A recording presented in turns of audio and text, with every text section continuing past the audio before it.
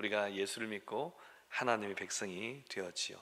이 말은 우리가 세상을 살아갈 때에 세상의 관점과 세상의 가치관으로 살아가서는 안 된다는 것을 의미합니다. 우리의 삶을 살아갈 때에 우리의 판단의 기준은, 제가 오전에도 우리가 말씀을 가까이 합니다 라고 말씀드렸는데, 우리의 이 가치 판단은 세상의 가치 판단과 동일해서는 안 된다는 거죠. 하나님 말씀과 성령의 인도하심을 따라서 우리는 거기에 맞추어 우리는 판단하고 결정하고 살아가야 하는 것입니다. 이것이 바로 성도의 정체성입니다. 그래서 성도가 어려운 거예요. 성도는 그냥 말로만 덜렁 성도가 아니지요. 성도는 말 그대로 예수 그리스도를 닮아가는 사람들입니다. 그래서 이 성도의 삶이 때로는 어렵기도 하고 버겁기도 하는 것입니다.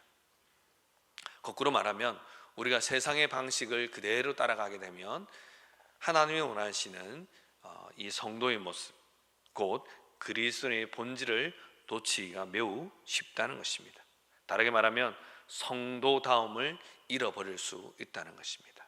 그런데 사실 우리가 삶을 살아가면서 이런 성도다움을 잃어버릴 때가 있죠. 그런데 오늘 우리가 함께 읽은 이 본문에 보면 이들도 그런 모습이 있음을 알게 됩니다. 오늘 본문은 이 성도다움을 잃어버린 사람들에 대한 이야기를 하고 있습니다. 그 사람은 바로 다름이 아닌 고린도 교회 성도들입니다. 자, 그러면 우리가 이들의 모습을 살피면서 이 시대를 살아가는 우리들이 어떻게 하면 성도다움을 지킬 수 있는지 말씀을 통해 은혜 나누길 원합니다. 먼저 성도다움을 지키기 위하여 우리는 세상의 가치관에서 벗어나야 합니다. 앞서 우리가 5장까지 생각한 말씀을 간단히 요약해 보면 이렇습니다. 바울은 자기 자신이 개척한 이 고린도 교회 성도들이 여러 가지 문제가 있음을 듣게 됩니다. 그 중에 하나가 파당이 나뉘어졌다는 것이죠. 내가 누구를 따라가는가, 누구를 더 좋아하는가, 난 누구에 속해져 있는가, 이것으로 서로를 헐뜯고 비난했습니다. 이런 싸우는 모습을 보면서 그리해서는 안 된다라고 말하고 있죠. 또한 더 나아가서 이방인 중에서도 없는 이 근친상간이 그들 가운데 있음을 보고 철저하게 충격적인 소식을 듣고 그런 일을 행하는 자들 내치라라고 말씀하였죠. 그리고 오늘 본문에 들어와서 이제 사도 바울은 성도들 안에서 있는 이 문제를 가지고 세상 법정에서 해결하는 모습을 보면서 이들을 향하여 질책하고 있는 것입니다. 1절 말씀 보십시오. 너희 중에 누가 다른 이로 더불어 일이 있는데 구태여 불의한 자들 앞에서 송사하고 성도 앞에서 하지 아니하느냐. 예, 지금 성도 간의 문제가 생겼어요. 그런데 성도 간의 문제를 불의한 자들, 곧 의롭지 않은 사람들, 세상 사람들 앞에서 왜 송사를 하고 있느냐라고 질책을 하는 거죠. 여러분, 그런데 지금 우리가 그 당시도 그랬고 지금도 들려오는 이야기 있습니다. 성도들 간의 일이라 할지라도 범죄에 해당하는 일은 정당하게 형법을 따라서 해결하는 것이 한편으로는 교회의 질서를 세우는 것입니다. 여러분, 이것을 잘 기억하셔야 돼요. 물론 그것이 꼭 맞고 그걸 무조건 100% 해야 된다는 뜻은 아닙니다.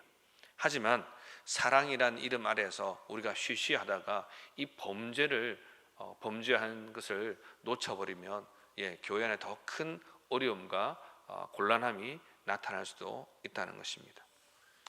자, 그런데 오늘 본문에서 말하고 있는 이 부분은요, 그것과는 조금 다른 결입니다. 3절과 4절에서 말하기를 뭐라고 말합니까? 세상 일이랴 라고 말하죠. 세상 일이라고 말합니다.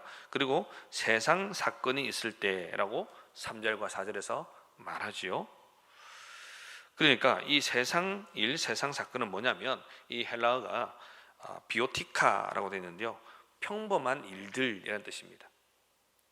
조금 더 원어적인 의미를 살펴보면 경제적 문제로 인하여 발생한 민사사건이라는 것입니다. 당시 로마 식민지 지배하에서 형사소송 사건은요, 매우 공정하고 객관적으로 이루어졌다라고 말합니다. 하지만 민사소송은 그렇지 않았다고 말합니다. 판사나 배심원들은 모종의 대가를 기대하는 것이 당연시했고요. 그리고 사회적 또 경제적으로 상층부에 이 고위층에 있는 사람들은 이 민사소송을 통하여서 자신의 이익을 정당화하고 극대화하려고 했습니다. 이것을 우리가 어떻게 알 수 있냐면 당시 로마의 총대주교, 그러니까 한 그 사제의 위치로 보면 한 세 번째 정도의 위치, 아주 높은 위치입니다. 총대주교 크리소스토모스라는 사람이요 이렇게 말합니다. 정의를 곡해하는 법률가들이 셀 수 없을 정도라고 말합니다. 정당하게 법대로 해결하지 않는다는 거죠. 로마 최고의 웅변가이자 정치가인 키케로 들어보셨죠? 이 키케로가 말하기를 법정은 돈만 있으면 아무리 죄가 있어도 그 사람에게 결코 유죄 판결을 내리지 않을 것이다 라고 말합니다. 우리가 한 번쯤 들어봤던 유전무죄 이야기를 하고 있는 것입니다. 또한 로마의 집정관, 실제적으로 행정관으로서 이 법을 다스리는 그런 지역 사회의 가장 우두머리를 할 수 있습니다. 이 집정관이었던 아폴로레우스도 이렇게 말합니다. 우리의 모든 재판관이 오늘날 돈을 위해 그들의 재판을 팔아먹는다. 재판관들이 자신의 재판을 정당하지 않고 돈 때문에 하고 있더라 이야기를 하는 것입니다. 이것을 우리는 사실 성경을 통해서도 알 수 있습니다. 성경에 보면 사도 바울이 감옥에 갇히죠. 그때 누가 옵니까? 베스도라는 사람이 나오죠. 베스도가 감옥에 있는 사도 바울을 자꾸 부릅니다. 이유가 무엇입니까? 돈을 얻고자 함이었습니다. 성경에 그렇게 기록되어 있죠. 사도 바울도 이미 그것을 경험한 것입니다. 그런데 그게 일반적인 행태란 말이죠. 많은 사람들이 그렇게 일어나고 있는 거예요. 자, 그런데 그런 불의함이 판치는 곳이 어디냐 하면 세상 법정이란 말이에요. 그런데 믿는 사람들이 그 제도에 기대어서 소송을 걸었다, 세상 일, 세상 사건을 가지고 그걸 그렇게 나아갔다, 이것은 무엇입니까? 경제적으로 좀 더 부유한 자들이 자기와 이 관계에 있는 이 낮은 지위에 있는 사람 혹은 가난한 사람들에 대해서 자기 마음대로 하겠다는 뜻입니다. 가난하고 낮은 계급에 있는 동료 형제, 이 크리스찬들을 자기 마음대로 좌지우지하겠다라는 그런 뜻입니다. 사도 바울은 바로 이 점을 이야기하고 있는 것이죠. 이제 너희들이 예수를 믿었으면 세상의 가치관을 버려야 한다. 세상 사람들은 지금 자기들이 혹시 죄가 있을지라도 돈을 가지고 판사에게, 배심원들에게 그렇게 로비를 해서 자기의 죄를 없다 하고 도리어 그 반대편에 서 있는 사람에게 죄가 있다 하고 그렇게 하는 것이 세상의 일반적인 이치고 가치관인데, 그렇게 하고 있는데 너희들 예수를 믿었는데 그렇게 할 것이냐? 질책을 하고 있는 것입니다. 성도끼리는 그렇게 하면 안 된다라고 말하는 것입니다. 문제는 뭡니까? 이렇게 이제 문제가 생겼으면 교회 안에서 해결을 해야 되는데, 이 교회 안에서 해결해야 하는 이 성도 간의 문제를 어떤 지혜 있는 사람이 해결해야 하는 거죠. 그런데 지혜 있는 자가 없는 거예요. 답답한 거죠. 3절 보십시오. 우리가 천사를 판단할 것을 너희가 알지 못하느냐? 그리하거든 하물며 세상 일이랴? 5절입니다. 내가 너희를 부끄럽게 하려 하여 이 말을 하노니 너희 가운데 그 형제간 일을 판단할 만할 지혜 있는 자가 이같이 하나도 없느냐? 너희들 하나도 없지 않느냐? 이런 뜻입니다. 왜 지금 사도 바울은 세상 법정에 가고 있는 것을 아니다라고 이야기하고 있습니까?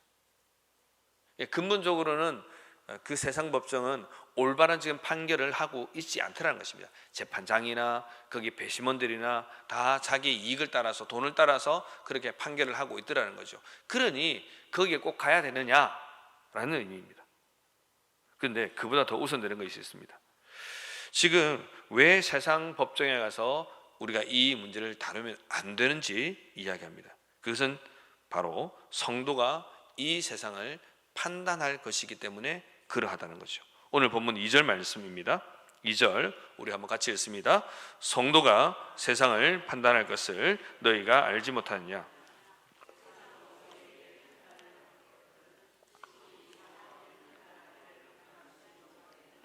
아멘. 예, 무슨 뜻입니까? 사도 바울이 지금 이야기합니다. 너희들이 얼마나 대단한 사람인지 아느냐? 너희들은 세상에서 판단받을 사람이 아니라 도리어 세상을 판단할 위치에 있는 사람이다 라는 것입니다. 얼른 이해가 안 되시죠? 요한계시록 20장 4절입니다. 말씀 읽어볼까요? 20장 4절 시작. 또 내가 보좌들을 보니 거기 앉은 자들이 있어 심판하는 권세를 받았더라. 또 내가 보니 예수의 증거와 하나님의 말씀을 인하여 목배임을 받은 자와 영혼들과 또 짐승과 그의 우상에게 경배하지도 아니하고 이마에 손에 그의 표를 받지도 아니한 자들이 살아서 그리스도와 더불어 1000년 동안 왕노릇 하리니. 예, 마지막 날에 우리 주님께서 심판하실 때 우리 성도들도 함께 심판한다는 거예요. 보좌들을 보니 거기 앉은 자들이 있어 심판하는 권세를 받았더라. 예, 성도들도 우리 주님과 함께 심판하는 위치에 있겠다라고 말씀하고 있습니다. 더불어서 성경은 또 말씀하고 있죠. 우리가 주님과 더불어서 무슨 노릇 한다고요? 예, 왕 노릇 한다고요. 우리가 왕은 통치자잖아요. 그러니까 세상을 통치하고 판단할 존재가 도리어 지금 세상에 판단을 받느냐? 이건 말도 안 되는 거다라고 이야기하는 것입니다. 이것이야말로 정말 성도들이 부끄러운 일이 될 수밖에 없다라는 것입니다. 그러니까 사도 바울은 이렇게 이야기하는 것입니다. 지금 우리가 너희들의 정체성을 잘 알아라는 것입니다. 너희가 성도이지 않느냐? 성도라면 성도로서의 정체성을 가지고 성도로서 문제를 풀어가야 한다. 왜? 이 표현이 좀 약간 사투리처럼 들리는데 태도 안 하게. 왜 태도 안 하게 지금 세상에다가 지금 그렇게 하고 있느냐? 이 말을 하고 있는 것입니다. 심지어 사도 바울은 우리가 천사까지도 판단하게 될 것이다 라고 말합니다. 여기서 천사는요, 하나님 곁에 있는 천사가 아니라 타락한 천사를 말합니다. 사탄과 마귀를 뜻하는 것입니다. 우리 성도들은 우리 주님과 함께 왕노릇하며 판단하는 사이에 있어서 사탄과 그 졸개인 이 마귀들과 그리고 귀신들과 더불어서 세상을 우리가 판단할 것인데, 그런 대단한 위치에 있는 존귀한 사람들인데, 그런 사람들이 어떻게 하나님 믿지 않는 사람들 앞에서 가서 우리 이야기를 하고 판단받겠느냐? 그건 아니다 라고 말하고 있는 거죠. 근데 왜 이렇게 그건 아니다 라고 말합니까? 지금 고린도 교회 성도들이 그렇게 행하고 있다는 것입니다. 교회 안에 있는 사람들이 지금 성도 간에 이런 작은 민사상의 일들이 생기니까 얼른 가서 세상 법정에 서로 고소하더라는 것입니다. 그래서 우리가 그렇게 행하지 않을 이유인 것은 가장 먼저는 무엇입니까? 너희들의 정체성을 알아라는 것입니다. 우리 가끔 기억나십니까? 우리 자녀들을 키울 때 부모님들이 형제든 자매든 남매든 야단칩니다. 꼭 하시는 말씀이 있죠. 뭡니까? 니네들은 형제인데 싸우냐고. 그러니까 가장 먼저를 건드리는 거예요. 가장 기본적인 거. 너희들은 형제 아니냐? 너희들은 남매가 아니냐? 너희들이 자매가 아니냐? 한 집안 사람들이 아니냐? 정말 너무너무 가깝고 귀한 사람들이 아니냐? 그 이야기를 하는 것입니다. 지금 사도 바울도 똑같은 이야기를 하고 있는 겁니다. 너희들 지금 세상에 갈 것이 아니다라는 겁니다. 두 번째로는요, 우리가 세상 법정에 가면 안 된다라고 사도 바울은 말하는데, 그 이유는 교회 안에 잘 살펴보면 그 문제를 해결할 수 있는 지혜로운 성도가 교회 안에 있기 때문이다라는 것입니다. 자, 그런데 고린도 교회는 안타깝게도 이런 사람이 없었어요. 그래서 어떤 일을 합니까? 이런 지혜로운 사람이 없으니까 4절 말씀 보십시오.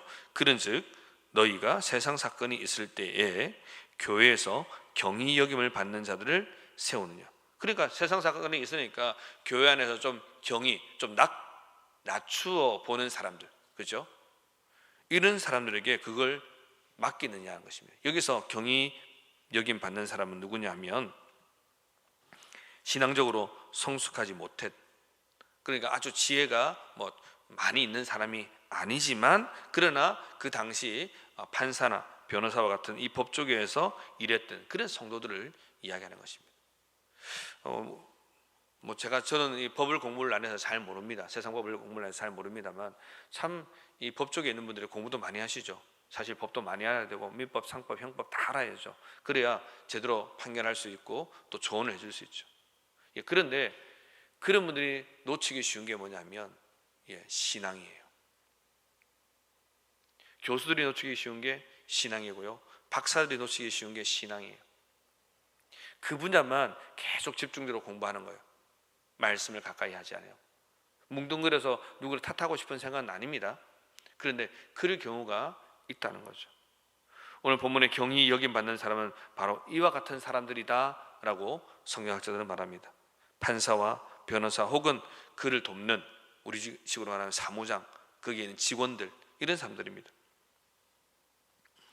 고린도 교회는 신앙적으로 성숙한 사람보다 세상의 지식을 가진 사람, 이런 사람들을 통하여서 지금 자기들 안에 일어난 문제를 해결하려고 하고 있는 것입니다. 하지만 이런 시도는 어떻습니까? 실패하고 마는 것입니다. 그래서 결국 어떻게 합니까? 이 문제를 가지고 세상으로 나아가게 되는 거죠. 그래서 5절에는 이렇게 말합니다. 내가 너희를 부끄럽게 하려 하여 이 말을 하노니 너희 가운데 그 형제간 일을 판단할 만한 지혜 있는 자가 이같이 하나도 없느냐.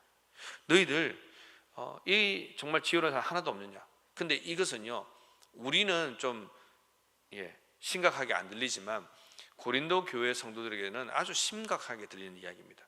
왜냐하면 고린도 교회가 자랑하는 여러 가지가 있는데 그 중에 하나가 무엇이냐면 지혜였습니다. 고린도서 1장 5절 말씀입니다. 이는 너희가 그의 안에서 모든 일 곧 모든 구변과 모든 지식에 풍족함으로. 그러니까 고린도 교회 성도들 안에는 모든 구변과, 말로 하는 모든 것들이죠. 그리고 세상에 대한 모든 지식을 풍성하게 가지고 있다는 거예요. 그런데 지금 그러하지만 교회 안에 성도들끼리 난 그 문제를 해결해 줄 만한 그런 가이드라인을 제시해 줄 만한 그런 지혜 있는 사람이 없더라는 것입니다. 달리 말하면 이런 거죠. 지혜가 많다, 우리는 지식이 높다, 아주 대단하다 말했지만 뚜껑을 열고 보니 지식이 없는 겁니다. 지혜롭지 않은 거예요. 그러니까 고린도 교회는 이 말을 듣는 순간 엄청나게 얼굴이 달아올랐을 겁니다. 정말 부끄러웠을 겁니다. 그러니 그들이 말하는 지혜는 정말 아무것도 아닌 것이 되고 만 것입니다. 지혜롭다고 말했지만 그것은 뚜껑을 열고 보니 말뿐인 것입니다. 여러분, 우리가 이렇게 되어서는 안 되는 거죠. 세상의 가치관 좋습니다. 때론 그것이 참 지혜롭기도 하고 우리를 이렇게 좀 효율적으로 움직이기도 합니다. 하지만 교회 안에서 또 성도와의 그 관계 속에서 우리가 늘 앞세워야 할 것은 하나님이 우리 교회에 무엇을 원하시는가, 이걸 앞세워야 돼요. 이걸 놓쳐버리면 이제 우리 교회에 있으면 교회 안에서 이 여러 가지 사건들은 점점 더 어려워지는 것입니다. 여기서 두 번째 대지가 나옵니다. 성도가 성도다움을 지키기 위해서는요, 앞서는 세상의 가치관을 버려야 된다고 말씀드렸죠. 두 번째는 성도다움을 지키기 위해서는 교회 안의 문제는 교회 공동체 안에서 해결해야 하는 것입니다. 좀 더 쉽게 말하면 공동체 안에서 화해하고 갈등을 풀어야 한다는 것입니다. 성도 사이에 발생한 문제는 교회 안에서 해결해야 합니다. 예수님은 우리에게 서로 사랑하고 용납할 것을 말씀하셨습니다. 우리 인간입니다. 감정이 있어요. 그러니까 나의 작은 말 한마디가 때로는 나의 의도와는 다르게 들릴 수도 있는 거예요. 상대방이 말한 것도 나도 그렇게 들을 수도 있고요. 우리는 그런 연약함을 가지고 있는 사람인 것을 우리 서로 인정하셔야 돼요. 나는 그런 의도로 말 안 했는데, 말은 안 했지만 죄송하지만 상대방은 이미 상처받았어요. 또 상대방도 나한테 그런 말을 안 했지만 나도 상처받았어요. 그게 이제 자꾸 중첩이 되면 어떻습니까? 감정이 골이 생기는 거죠. 그런 거예요.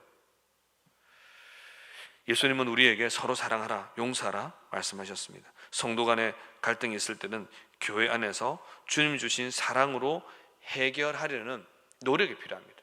그냥 해결되는 거 아니에요. 물론 하나님께서 역사하시고 한 번에 정리하실 수 있죠. 그런데 그런 경우 사실 많지 않습니다. 그것까지 언제 기다리시렵니까? 그것까지 기다리시려면 서로 정말 상처가 됩니다. 제가 지난번에 한번 말씀드렸잖아요. 제가 아는 목사님이 그 본교회, 본인이 담임하고 있는 교회 말고 다른 교회에 이제 임시 단장을 맡았어요. 가서 문제를 해결하려고 보니까, 출발을 보니까 권사님 두 분이 그냥 말다툼한 거예요. 그런데 두 분이 해결이 안 되는 거죠. 감정을 앞세우는 거죠. 그러니까 각각의 누가 있습니까? 남편들 있죠. 장로님들 계십니다. 그러니까 장로님들이 있으니까 이렇게 같이 또 하죠. 그리고 이쪽 A 장로님을 지지하는 성도님들 계십니다. B 장로님을 지지하는 성도님들 계십니다. 그래서 교회가 권사님 두 명이 말다툼했는데 교회가 두 쪽이 났어요. 여러분, 그런 일이 교회 안에서 허다하지는 않지만 가끔씩 있다는 걸 우리가 보고 듣고 있습니다. 여러분, 그러면 어떻습니까? 그런 일이 일어나기 전에 우리는 서로 사랑함으로 서로 용서하고 품고 이해하도록 노력해야 하는 것입니다. 우리 주님이 우리에게 그걸 말씀해 주셨어요. 스데반도 그랬잖아요. 주님, 저들이 지금 하는 거 모릅니다. 나를 향해 돌 던지고 있는데 모릅니다. 예수님도 똑같잖아요. 십자가에서 돌아가시면서 저들이 하는 건 모릅니다. 그래서 예수님은 마태복음 18장 15절에 이렇게 말씀하십니다. 내 형제가 죄를 범하거든 가서 너와 그 사람만 상대하여 권고하라. 만일 들으면 내가 내 형제를 얻는 것이요. 성도가 성도끼리 서로 해결하려고 노력해야 한다는 것입니다. 어려우면 다른 좀 어른이나 지혜로운 분이 옆에서 중재하시면서 풀려고 노력할 때 푸셔야 합니다. 그래, 넌 이랬겠지. 좋아, 나도 안 해. 당신도 그랬습니까? 그럼 나도 안 해. 이러면 문제는 안 풀립니다. 그리고 또 하나 우리가 생각할 것은 앞서 말씀드린 것처럼 세상의 방법으로, 그래 안 되니까 세상에다 던져놓고 세상이 풀어주십시오. 세상이 판결하면.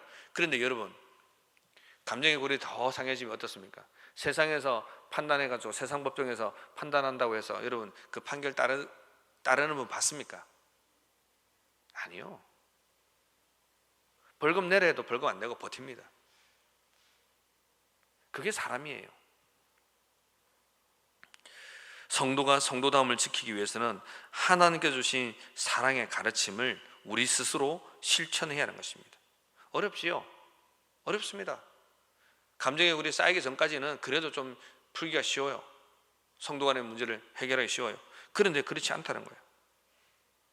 자, 그런데 그럼에도 불구하고 형제가 형제와 더불어 송사하면 어떤 일이 생길까요? 오늘 본문 7절입니다. 7절 말씀 같이 읽습니다. 시작. 너희가 피차 송사함으로 너희 가운데에 이미 완전한 허물이 있나니 차라리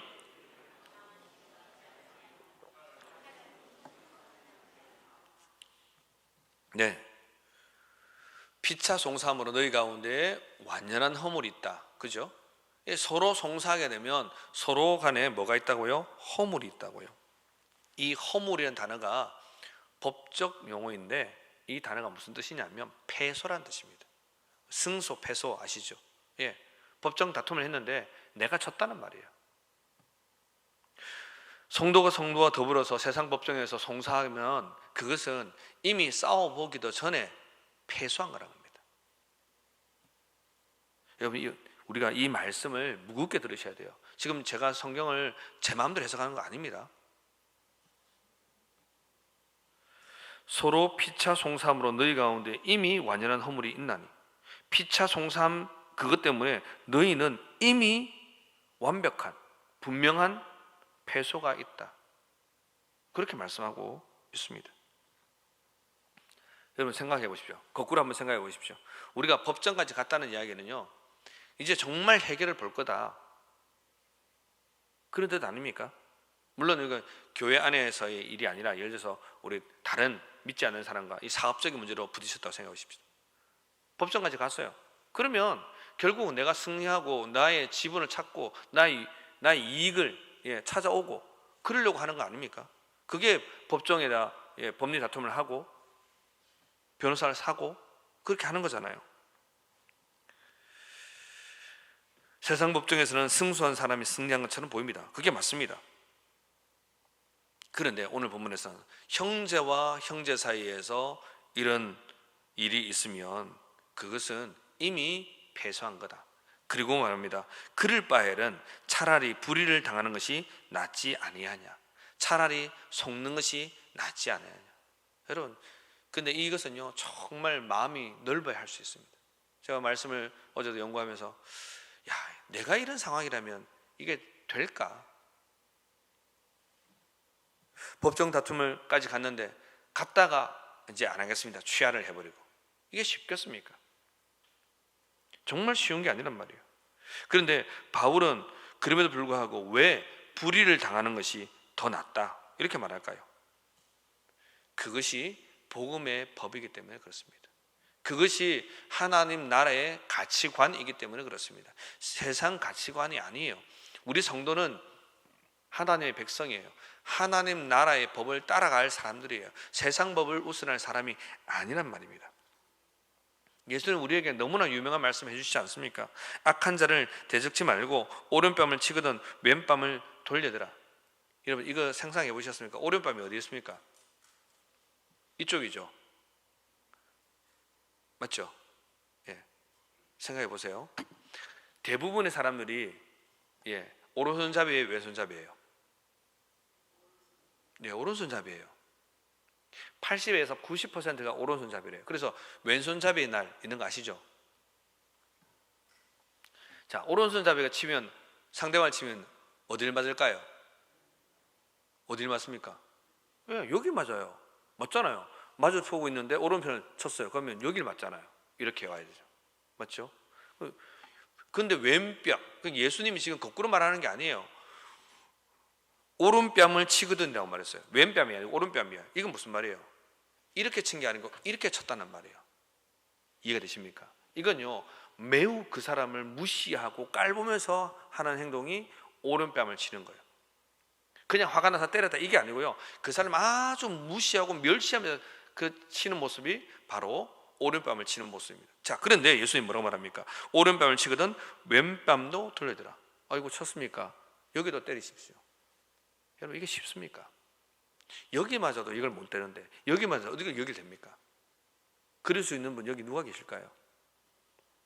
예수님 말씀하십니다. 속옷을 가지고자 하는 자에게 겉옷까지 가지게 하라. 그 당시에는 겉옷이 옷이었고 이불이었어요. 그리고 우리식으로 말하면 단벌 신사예요. 그 하나밖에 없어요. 속옷은 안 보이잖아요. 속옷을 주고 겉옷까지 주면 싹 다 없는 거야. 발가벗기우는 거야. 그렇게 할 사람 누가 있습니까? 오리를 가고자 하면, 그 당시에 이런 법이 있었어요. 실제로 이 로마의 병사들이 그 속국에 있는 피지배국인 이스라엘을 향하여서 야, 나 일해야 되니까 같이 가자. 이러면 가야 돼요. 오리를 가고자 하면 십리를 동행하고. 말이 됩니까? 구하는 자에게 주고 꾸는 자에게 거절하지 말라. 여러분, 예수님의 가르침이 세상의 가르침과는 정반대에 있어요. 진짜 극과 극이에요. 끝과 끝에 서 있어요. 세상의 가치관은 우리 보고 손해보고 살지 말라고 합니다. 그렇게 살면 어리석은 바보나 그렇게 하는 거라고 말합니다. 너가 돈이 썩어나냐고 말합니다. 그렇게 말하면 너 자존심도 안 상하냐고 그렇게 말합니다. 그것이 세상의 말이고 세상의 가치관이에요. 그런데 예수님 뭐라고 말합니까? 그렇게 하지 말고 좀 참고 좀 손해보고 좀 사랑을 베풀고 그렇게 살아갑니다. 왜 그런가요? 8절 말씀에서 이렇게 마무리하고 있습니다. 너희는 불의를 행하고 속이는구나. 그래, 너희가 좀 불의를 당하고 속임도 당해라. 왜 그렇게 속임도 당하고 불임도 당해야 되냐? 말씀 읽어볼까요? 시작. 저는 너희 형제로다. 예. 그 사람이 나의 형제이기 때문에 나와 피를 나눈 형제는 아니지만 예수 그리스도 안에서 한 피바다 한 몸 이룬 교회의 한 지체라고 우리 사도 바울은 우리에게 말해주고 있는 것입니다. 이것이 우리 주님의 말씀이에요. 여러분, 우리에게 해를 끼치고 나에게, 우리 가정에 해를 끼치고 나로 하여금 손해를 엄청나게 보게 한 사람, 그 사람, 교회 안에서 해결하면 너무너무 좋겠죠. 근데 그걸 세상 법정까지 끌고 가는 것은 아니다라고 말합니다. 설령 끌고 갔더라도, 세상 법정까지 갔더라도 우리가 해야 할 것은 무엇이냐? 이미 패소한 것과 같으니 그 사람에게 우리가 쏘가지고 우리가 또 그 사람을 불의를, 오히려 그 사람이 말하는 거 들어줘라, 이렇게 말합니다. 쉽지 않는 말씀입니다, 여러분. 정말 쉽지 않습니다. 제가 설교를, 이 고린도전서의 말씀을 준비하면서 한편 이 생각했어요. 내가 왜 고린도전서를 선택했을까? 왜 이 어려운 성경을 선택해가지고, 혹자가 저한테 물었어요. 목사님, 혹시, 저한테 물었어요. 여러분께 물은 게 아니고 혹자가 물었어요. 목사님, 혹시 우리 교회 형편 두고 누구 보고 그래서 설교 준비하십니까? 제가 아닙니다.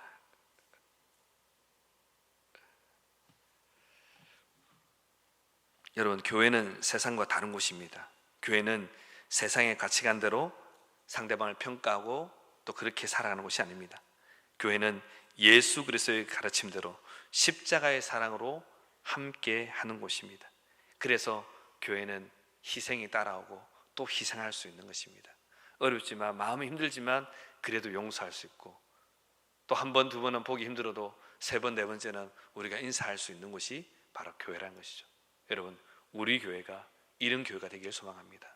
우리 교회가 그리하여서 하나님 보시고, 너희들 어렵지만 잘 이겨냈구나, 힘든 일이 있었지만 서로 잘 양보하고 이해하고 그렇게 다시 하나가 되었구나, 우리를 보시고 그렇게 칭찬하시고 또 우리 교회를 보시고 그렇게 칭찬하시도록, 칭찬이 주가 아니라 하나님 말씀하신 그 말씀을 우리의 마음에 새기고 우리의 삶에서 적용해 가시면서 이 삶을 살아가시는 성도다움을 지켜가시는 저와 여러분 모두가 되시길 주님의 이름으로 축복합니다.